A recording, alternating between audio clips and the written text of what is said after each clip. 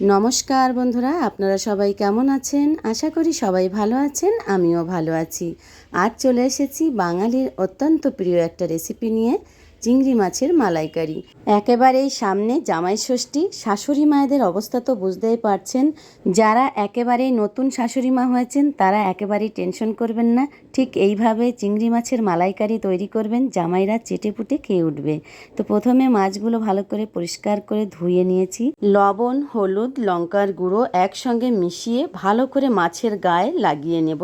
চিংড়ি মাছের গায়ে লবণ, হলুদ, লঙ্কার গুঁড়ো হাত দিয়ে ভালো করে ঘষে ঘষে লাগাতে হবে, যাতে করে মাছের গায়ে লবণ হলুদটা খুব ভালো করে লেগে যায়। এদিকে আমি একটু মশলা তৈরি করে নেব।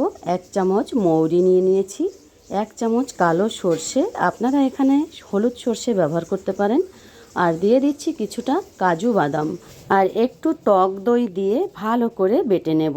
এদিকে একটা নারকেল আমি ফাটিয়ে ভালো করে নারকেলের দুধটা বের করে রেখেছিলাম। এদিকে গ্যাসে একটা প্যান বসিয়ে দিয়েছি, দিয়ে দিচ্ছি সর্ষের তেল। আমি এখানে মালাইকারিটা সর্ষের তেল দিয়ে করছি, আপনারা চাইলে সাদা তেল দিয়ে করতে পারেন। তবে মালাইকারি সর্ষের তেল দিয়ে করলে কিন্তু টেস্টটা খুব ভালো আসে। একে একে চিংড়ি মাছগুলো দিয়ে 2 মিনিটের মতো একটা পাশ ভেজে নিয়ে আর একটা পাশ উল্টে দেব, আর সঙ্গে সঙ্গে মাছটা নামিয়ে নেব। চিংড়ি মাছ বেশি ভাজা হয়ে গেলে শক্ত হয়ে যায়। তো একইভাবে সব মাছগুলো ভেজে তুলে নিয়েছি। প্যানের মধ্যে অল্প একটু সর্ষের তেল দিয়ে পেঁয়াজ বাটা দিয়ে দিচ্ছি। পেঁয়াজটা 2 থেকে 3 মিনিট ভালো করে ভেজে নিতে হবে, যাতে করে পেঁয়াজের কাঁচা গন্ধটা বেরিয়ে যায়।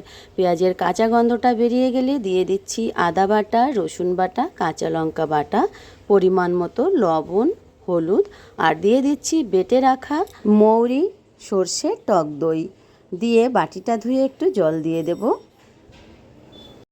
এই মশলাটা দিয়ে খুব ভালো করে কষিয়ে নিতে হবে, যতক্ষণ ধরে মশলার গায়ের থেকে তেল না ছাড়ে।